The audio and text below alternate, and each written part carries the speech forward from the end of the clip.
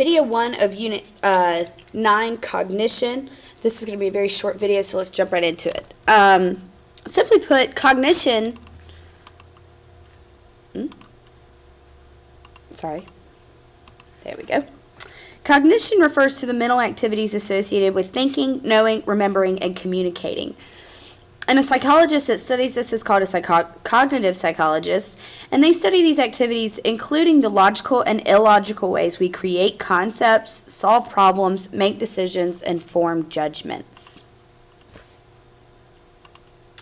So let's talk a little bit about thinking. To think about the countless events, objects, and people in our world, we organize them into mental groupings called concepts. And then to simplify things even further, we organize concepts into category hierarchies. Although we form some concepts by definition, for example, like a triangle has 3 sides, more often we form a concept by developing a prototype. And a prototype is a mental image or best example of a particular category. So, for example, a robin more closely resembles our bird category than does a penguin.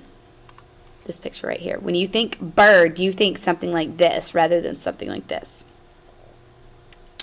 The more closely objects match our prototype of a concept, the more readily we recognize them as examples of a concept. So once we place an item in a category, our memory of it later moves in the direction of the category prototype. And the next pictures I'm going to show you are from a psychological experiment in 2004. Oliver Corneel and his colleagues found memory shifts after showing Belgian students ethnically mixed faces. For example, when a face that was a blend of 70% of the features of a Caucasian person and 30% of an Asian person, people categorized the face as Caucasian and later recalled having seen a more prototypically Caucasian person.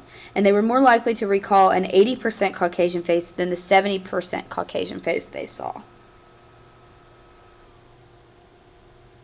If shown a 70% Asian face, they later recalled a more prototypically Asian face. And a follow-up study found the phenomenon with gender as well. Those showed 70% male faces categorized them as male, and that's no surprise there, and then later misrecalled them as even more prototypically male. So, basically, looking at it at this point of view, when you have all of them lined up against one another, when you're shown a face, or when people were shown a face that was 70% Caucasian, so this face right here, people tend to classify the person as Caucasian and to recollect the face as more Caucasian than it actually was. And they did the same thing on the Asian side. So, that's it for the first video. Thanks.